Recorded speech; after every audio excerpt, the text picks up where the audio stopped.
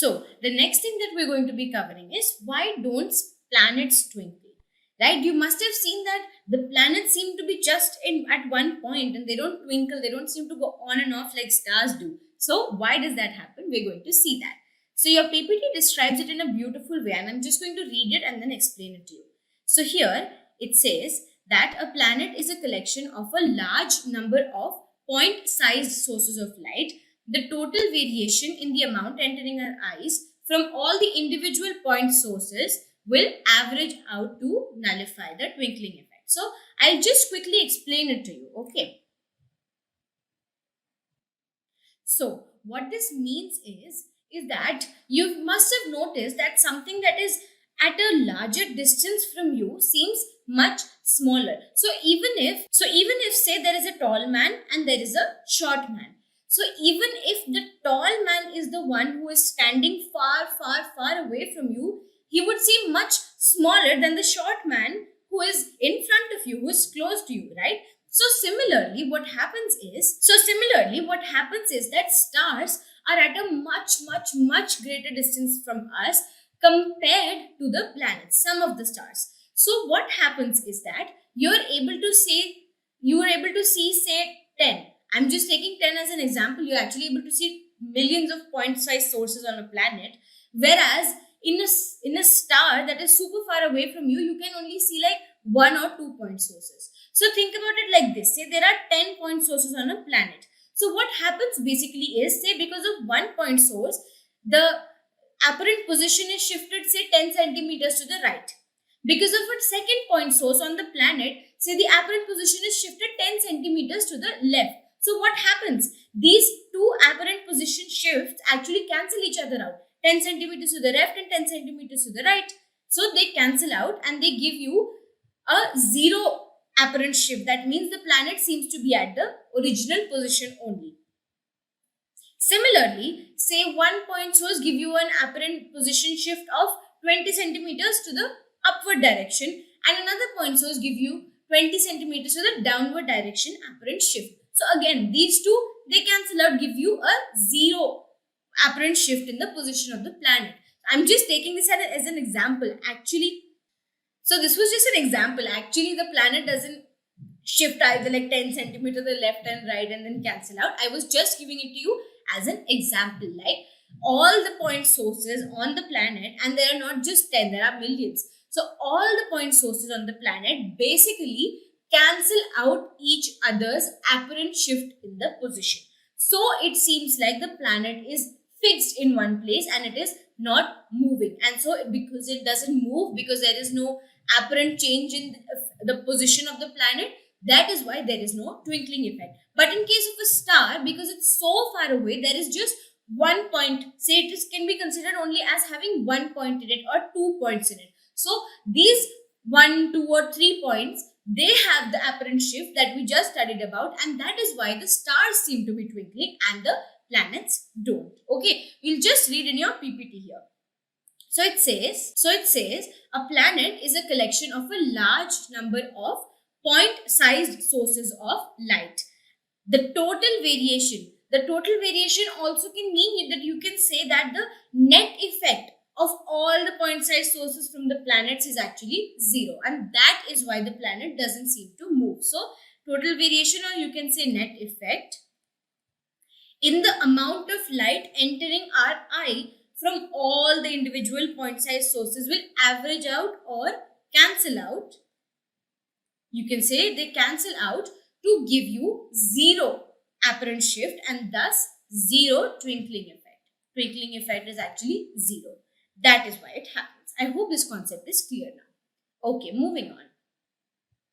Why do we see early sunrise and delayed sunsets? So I don't know how many of you must have noticed this. If you actually look up the time that the sunset is supposed to take place and you go out and see the sunset and see the time that it is actually taking place at, it would look like the sunrise is happening a little bit earlier. And if you see the time for the sunset and you go and actually see a sunset and note the time, it seems as if the sunset is actually delayed. It is happening later than it actually should.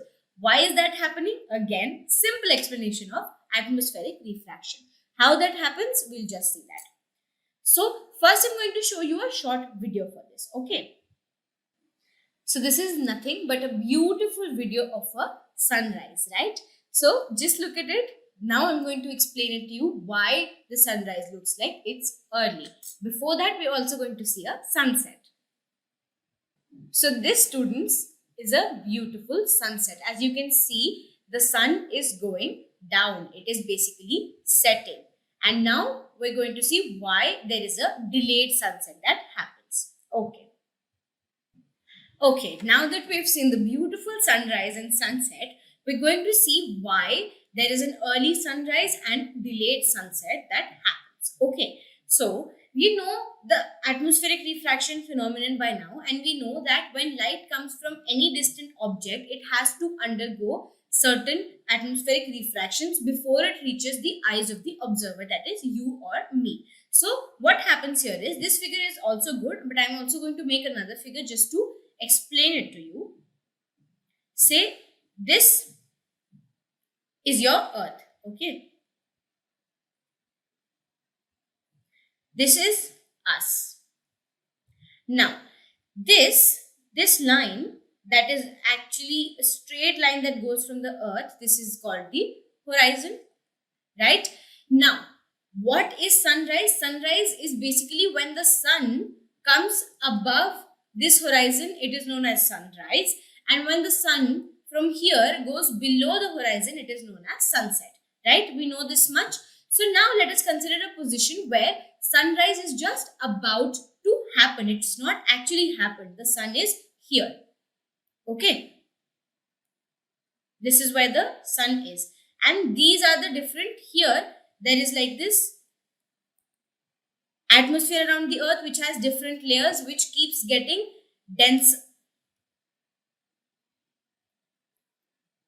There is the atmosphere around the earth which keeps getting denser and denser as we go down towards the surface of the earth, right? We have already learned that. So the ray of light from any object or the sun or the stars keeps on getting bent towards the normal more and more. We know that by now, right? So I'm just going to draw this dotted line to tell you that there is this atmosphere present here. Now, if this is the ray of light that is coming from the sun, it gets refracted, it undergoes refraction, and after that it ends somewhere here. So now, where do we actually see the sun? So if I draw it a little more nicely, if this is the ray of light I'm considering, this is the ray of light that is coming from the sun. It undergoes refraction a little bit, little more, and so it reaches us somewhere like this. So again, the same thing that happened in case of the stars twinkling.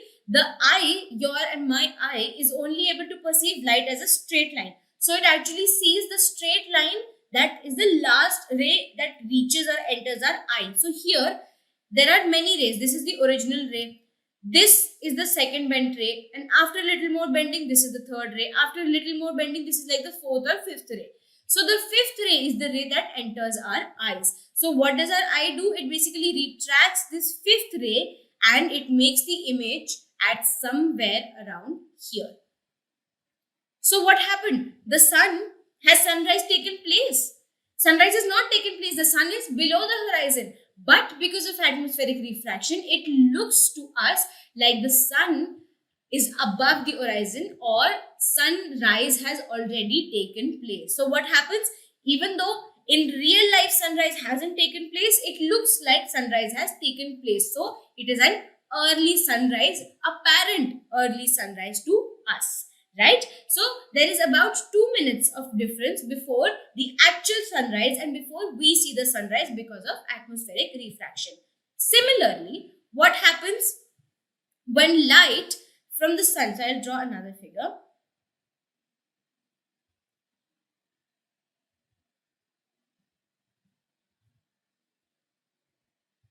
Wait. We can explain it using this picture also. Again, why do we see delayed sunsets? It's exactly the same reason. Like this is the apparent position of sun in case of sunrise also. And this is the actual position. Now, in case of sunset, what happens? The sun from above the horizon from this position goes down below the horizon, and once it goes below the horizon, we say that okay, the sun has set. Now think about when the sun has already set in real life, but it's at this position. What happens? Again, the same thing that was happening in case of sunrise. This ray goes like this, gets bent, bent, bent, bent. The actual position seems around here. The apparent position seems around here. So what happens? We are seeing the sun even though the sun has already gone down the horizon or already set. So what does it look like to us? That the sun has not yet set. Like it's time, like this time that the sun is supposed to set has already come, but we can still see the sun. So is that the actual sun? No, it's just the apparent image of the sun that is visible to us because of atmospheric refraction. Okay, so this is the similar case that takes place. So in case of sunrise, because the sun is below the horizon, but we can see its image before the sun comes up. So it's an early sunrise. And in case of sunset, the sun has gone down the horizon, but its apparent image is showing somewhere higher. So even though the time for sunset has come, the sun has not set apparently to our eyes. So it is delayed sunset. Like the time that the sun should be down has gone, whereas the sun is actually gone down. The sun in real life has been set, but to us, we see it a 2-minute delay. Like the sun sets in real life, we're still able to see the apparent image somewhere higher. Then 2 minutes later, when, just think about this, when the sun goes very somewhere around here, when it's much lower, then this light from the sun actually doesn't reach us, doesn't reach our eyes. So it looks like the sun has actually set. So till the sun is somewhere around here or here or here, till the time that the sun can send these rays and these rays can get refracted, and we're going to see the apparent position of sun somewhere here or somewhere here, till then we're going to think okay, the sunrise hasn't happened, and this happens for 2 minutes after the actual sunset. Sorry, I said sunrise, it's sunset. So this happens 2 minutes after the actual sunset, and after 2 minutes, because the sun reaches a much lower position somewhere here, the light from the sun is not able to reach our eyes, and therefore the sun actually sets for us also. So that is why there is a 2-minute delay in case of a sunset, and there is a 2-minute early sunrise. Okay, moving on. Now, scattering of light. So what is scattering of light? Like in dispersion of light, we saw that dispersion is basically the splitting of light into the 7 different colors. But what is scattering of light? Scattering of light is when we are actually able to see the path of light. So have you noticed when there is like a dark room, say you're in your auditorium and the drapes have been closed, probably watching a movie, or you're in your room, and there is a small crack in the curtain, or there is a small hole somewhere from where light is coming. Have you noticed that you can actually see each and every ray of light, right? You must have noticed that at noon time in your room also, sometimes through small spaces in the curtain that are left, there are, you can see like single rays of light or beams of light that are entering your room. So that phenomenon is known as the scattering of light. Okay, so let's read here. It says that the path of beam of light passing through a true solution is not visible. Now, what is a true solution? True solutions are solutions like when you put salt in water, when it completely mixes and you are not able to see the individual particles of the solution, right? So it's called a homogeneous mixture where it completely mixes up with each other and you're not able to see individual particles. So a homogeneous solution example is your salt and water, right? So what happens in case of homogeneous solutions or true solutions is that the particle size is very, very, very small, close to 1 nanometer. You know what 1 nanometer is? It is 1 into 10 to the power minus 9. It is that small. It is absolutely tiny, minuscule. So through that true solution, because the particles are super small, they are not able to scatter the light. However, I'm reading in your PPT, its path becomes visible through a colloidal solution where the size of the particles are relatively larger. So true solution basically has small particle size And colloidal solution has larger particle size compared to a true solution. So these colloidal solutions are actually able to be a big enough obstacle for the light to be hit and scattered. That is what happens in case light passes through a colloidal solution. Okay. Now, based on the colloidal solution, I'm going to show you a beautiful phenomenon that I'm sure all of you must have noticed some point in your life. So, the beautiful effect that I was talking about is Tyndall effect. So, what is the Tyndall effect? The Tyndall effect is the scattering of light by colloidal particles. So, I just told you that a true solution does not scatter light because it does not have particles big enough to scatter light, but colloidal solutions have particles the perfect size that are able to scatter the light and make the path of light visible. So the only difference between scattering and dispersion is in dispersion, basically every time dispersion takes place, the light splits up into 7 colors, which was Vibgyor. But in Tyndall effect, what happens is basically the path of light becomes visible to us. Like I told you, in a dark room, if light enters from like a tiny hole, you're able to see like each and every ray of light, right? So that is what is Tyndall effect. So now I'm going to show you another short video. So here is a video that beautifully demonstrates the phenomenon of Tyndall effect. You can see that the light through the leaves, when it enters, you can see each and every beam of light. You can actually see the path. You can see against that green color the path that the light is taking. So that is what is the phenomenon of Tyndall effect. So you can see here how beautifully you can see where the light is going, how the light is traveling downwards. Each and every ray is visible, right? So that is what we call the Tyndall effect. Now, the next thing that I'm going to tell you is very important because that is going to be used in a few of the further concepts that we're going to do just now. Okay, so make sure you are paying attention. So here we're going to talk about different wavelengths and their impact. So you remember that I told you that Vibgyor are rainbow. These 7 colors have increasing wavelength, right? Lambda increases, or the wavelength increases from violet to red. That means violet has the least wavelength and red has the most wavelength. And from here, indigo has a little more than violet, blue has a little more than indigo, green has a little more than blue, violet has a little more wavelength than green, orange a little more than yellow, and similarly red has more than orange also. That makes red the longest wavelength color. Now, how does this impact the scattering ability of the different colors? That we're just going to see. So it says here in your PPT that the color of the scattered light depends on the size of the scattering particles. Very important, because I told you that true solution does not show scattering effect because super small particles, they're not capable of scattering light. But colloidal solutions, comparatively bigger particles, so they're able to scatter the light.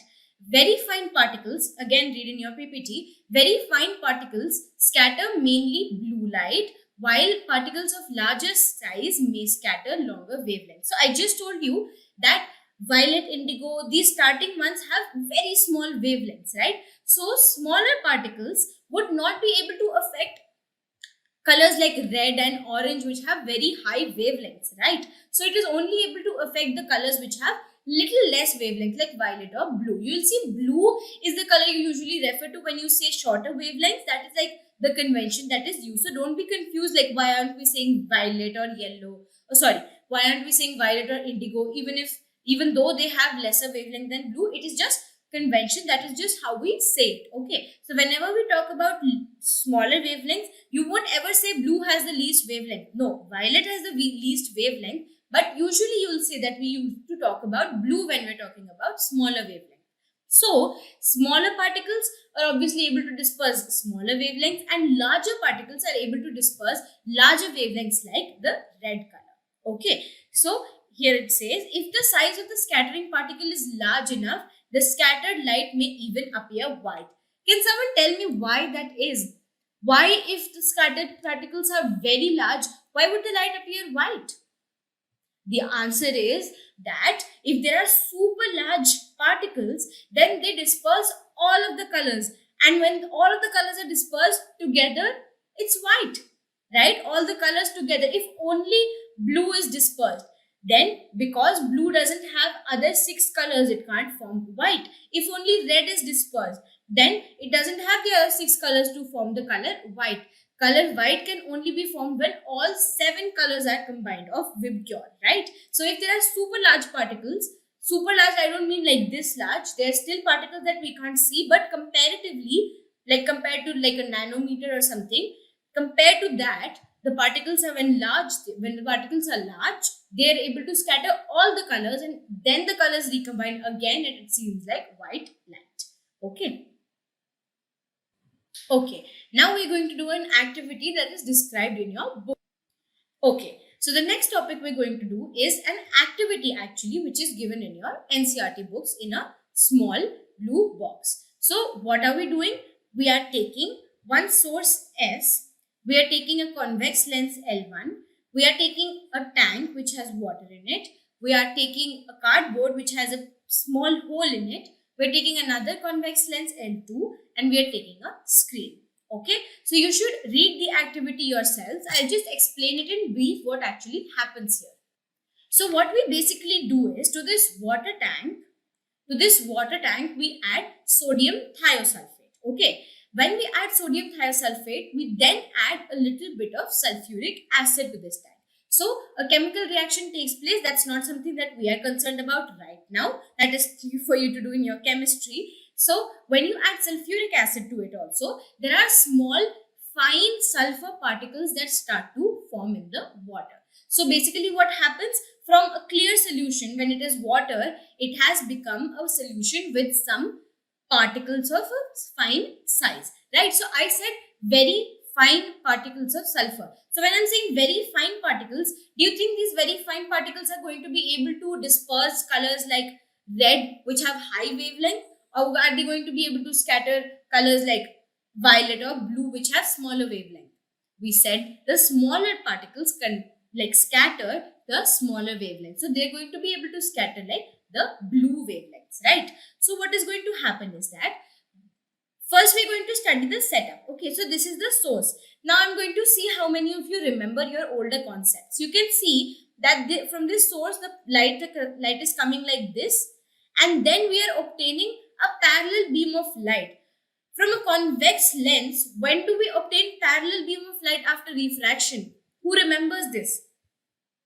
We obtain these parallel beams when an object is kept at the focus. So basically, this distance of the source of the lens is the focal length. We don't need it right now, but I'm just saying that you should be able to apply all of your past concepts that you have studied now. Okay, so we kept this source at the focal length of the convex lens, so that when the light from the source hits the lens, the light that comes out are parallel beams of light.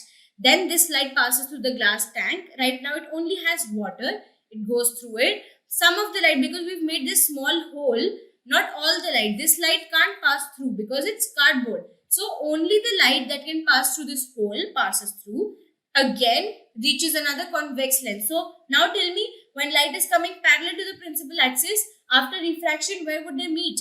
At the focus. So again, this screen is kept such that it is at the focal length of the second lens L2. Okay, now what happens is, when there is no particles in this water, when it's pure water, there is no particles to be able to scatter the light, right? But when we add sodium thiosulfate and sulfuric acid, there are fine particles of sulfur that start to form because of a chemical reaction. So then what happens? We are able to see that the blue light, the smaller wavelengths, are scattered because of these fine particles. Okay. So what happens? The blue light is scattered. So I'll just write here that blue light is scattered. Blue, or basically the smaller wavelengths, are scattered by small sulfur. I hope you know the symbol for sulfur is S, particles. Right? So what would happen if here in the tank the blue light is scattered? So it's scattered and it stays here, the blue light. So what you would notice is that at the ends of the tank, you would see a blue light. So what is happening there? The blue light is scattering in the tank.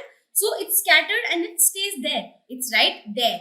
And then if the smaller wavelengths are scattered, what would be the light reaching this point, this M, this screen? If the smaller wavelengths are being scattered, they are scattered and seen in the glass tank, around the glass tank. Then what happens? What is the light left that can pass through this circular hole? The blue smaller wavelengths are all left behind. So what is left is larger wavelengths such as red. So what happens is on the screen, we see red and other. You might not be able to see like orange that clearly because it kind of gets mixed up with red. So it would look like reddish, dark maroon color. And other longer wavelength, longer lambda colors. Okay. So I hope you've understood the phenomenon that is taking place here. The light reaches that tank. There are small, minute sulfur particles.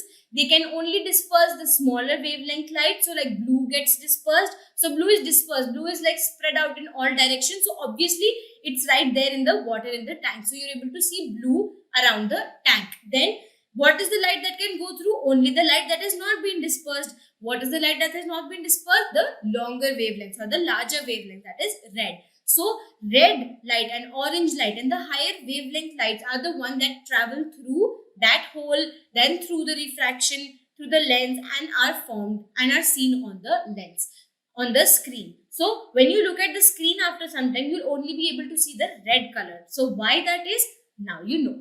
So this is similar to the situation that is happening when we see the Tyndall effect or the scattering of light through a colloidal solution. Because the sulfur is very minute, it is only able to disperse the blue light. So the light that can travel through is the dispersed, is the light that did not get dispersed. Similarly, and we're just going to study this a little more, during atmospheric refraction, the smaller wavelengths are dispersed at higher heights from the atmosphere, like you can see here, at the beginning of the atmosphere only. And what goes through, what light passes through, the light that is the longer wavelength passes through. Okay. So I hope this activity is clear to you now. So if you read it from your NCERT and then you come back and listen to the explanation, it would be absolutely clear to you why this phenomenon happens. Okay, moving on.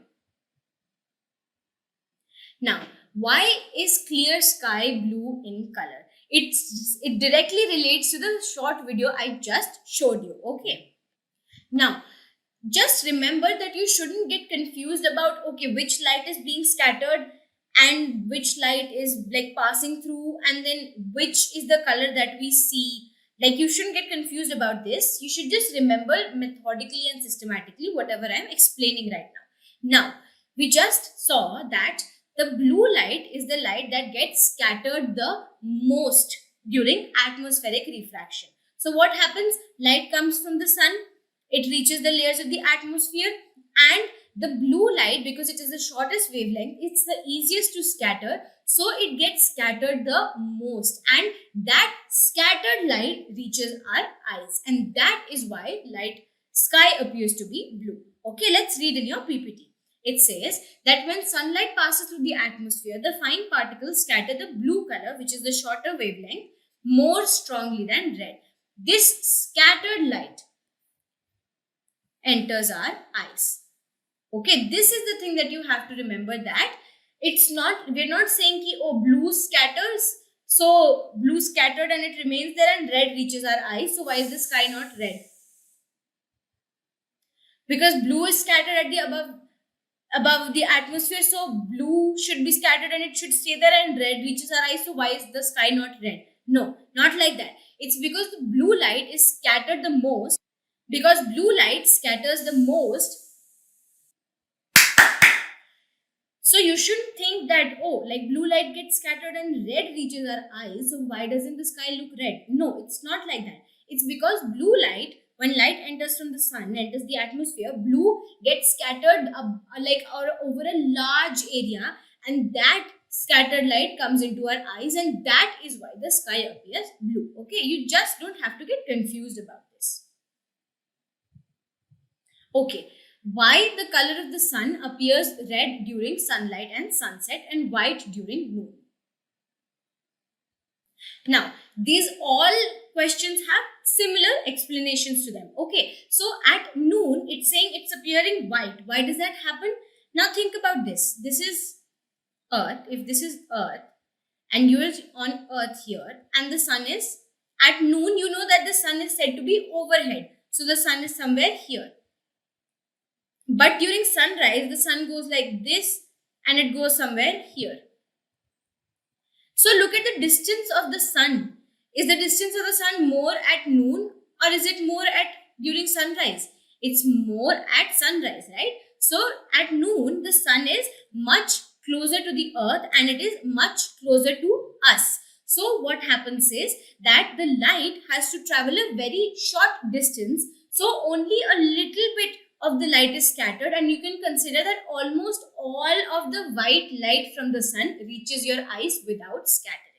Okay, so that is why the sun appears white at noon. Okay, because read in the PPT that the light has to travel a shorter distance, so only a little of the light is scattered. But what happens near the horizon? That is, if the horizon is here, if this is the horizon and the sun is somewhere here, so the light has to travel this big of a distance to reach you. So that is the time what happens near this region where I'm drawing my arrow, near this region, or as soon as the light enters the atmosphere near this region, the blue light is scattered. But it's not scattered in the way that we had said in case of sky. This, because the sun is far away from us, the blue light is scattered far away near the starting of the atmosphere, and the blue light is scattered and it stays there only. It doesn't reach our eyes. And then what happens? It's similar to what happened in the activity just we saw, like the sulfur colloidal solution that we just saw. So what happened in that case? The blue light scatters, stays in one place, and the longer wavelengths travel the distance. So the same thing happens here, that the blue light gets scattered and stays near the sun or doesn't reach our eyes, and the red or reddish or orangish light is the longer wavelength light that travels through the air and atmosphere and reaches our eyes. So that is why the sun appears to be reddish during sunset. Okay. So you can see here that the shorter wavelengths are scattered, so they don't reach our eyes, and we see the sun as reddish. And this is a figure that is making it more clear for you that the sun is overhead, so there is less blue scattered. So almost white light reaches us, right? And here blue is scattered away and sun appears reddish because longer wavelength colors reach our eyes. Okay, so this is why the sun appears reddish at sunset and white at noon. Okay students, so we have studied in this lecture the concept of atmospheric refraction, which is extremely important to know certain physical phenomena like twinkling of light, early sunrise, delayed sunset, and why the sky looks blue or the sun looks white at noon, reddish at sunset. So these are all concepts that you should be thorough with. I hope you have understood everything. Please revise your concepts. Thank you and take care. I hope you enjoy.